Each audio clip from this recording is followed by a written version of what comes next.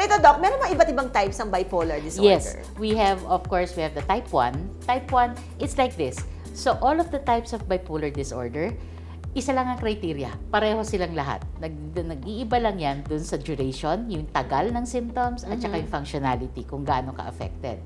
So, when we say bipolar 1, okay, ito yung functioning affected. They're the ones that are admitted to the hospital.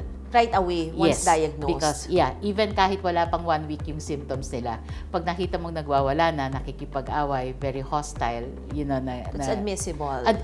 We have to admit the patient in order, because the safety of the patient and the family there is concerned. Of course, ayaw mong may masaktan. Ito yung sinabi nyo kanina na may yung potential na maging violent. Yes, yun. So, then we have what we call bipolar 2. Bipolar 2, exactly the same symptoms, except that if it's a bipolar 1, symptoms would last for like 1 week sa mania. Ito mga 3 or 4 days lang. And then, hindi sila ganun ka-violent, hindi ganun ka-extreme yung kanilang mga symptoms. So, it's a little bit above normal. Maybe, like for example, what example can I give? They start a lot of activities, but they're able to finish it at the end of the day. Yun nga lang, pagod na pagod sila. Or they're at work, medyo may konting away with other employees, but they're still able to do what they need to do. So, it's 3 or 4 days and functioning is not affected when we say bipolar 2. Yeah. Yung pangatlo naman is what we call cyclothymia. It's very medical. Here with cyclothymia, usually symptoms last for only 1 day. Tapos, okay na. Or parang meron lang siyang distractible at saka hindi makatulog pero wala na siyang ibang symptoms. He or she doesn't fulfill the criteria. So we put it as cyclothymia. So may ganon. So yan usually ang sasabihin ng mga co-employees or pamilya. Sinusumpong yan eh. May sumpong lang yan. Ganon. Masungit siya today. Cyclical?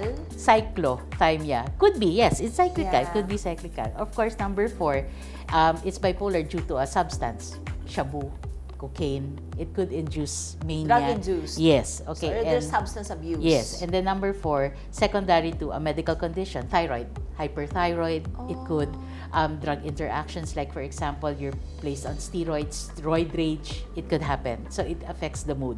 So those are the 5 types. Okay, so you were able to share yung 5 types. So meron ba yung severity dyan, Doc? Or wala, there are different entities? They're different entities. If in regards to severity, I think it affects bipolar 1 and bipolar 2. Yeah, kasi kanina na-mention nyo, so I was assuming na dahil bipolar 1, yun yung mildest. However, parang mas okay yata yung 2 kasi may hindi affected yung functionality. Yes, oo. Some people would look at it that way, but if you think about it, bipolar 2s are actually the harder ones to catch.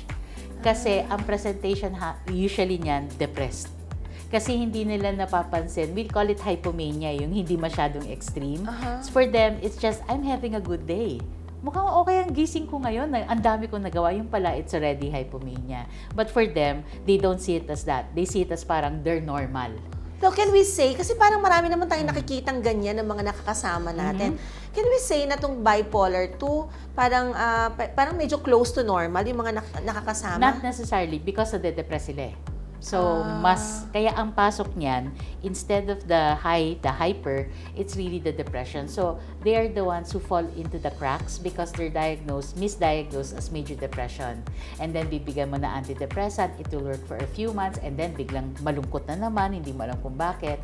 And then later, ang diagnosis na treatment-resistant depression, yung pala, it's really a bipolar 2. So, they're the ones, because ang presentation yan, it's really depression. Parang mas mahirap nga yatang i-diagnose ang bipolar kasi you would have to take into consideration several factors. Tapos, you have to catch that at the right timing pa, no? Yeah. Usually, we just had the World Bipolar Day here at Makati Med, the very first in the Philippines.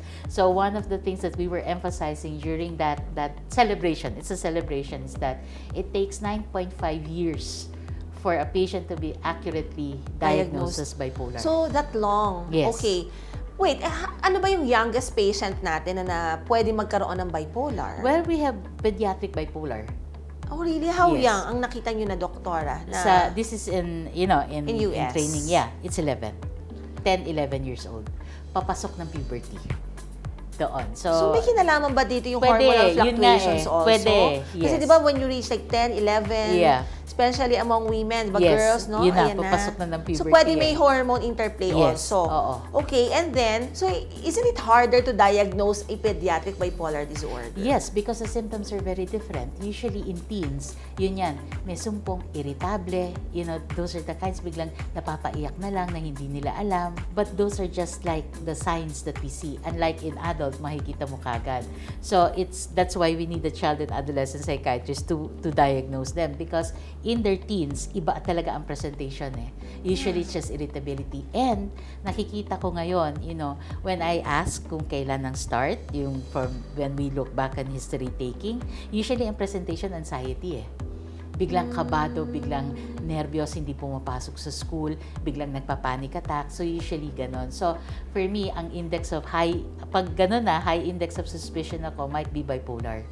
I see. So, it's really a lengthy duration before Yes. you'll be able to come up you with really need to see confirmatory the diagnosis of history bipolar of the disorder. patient.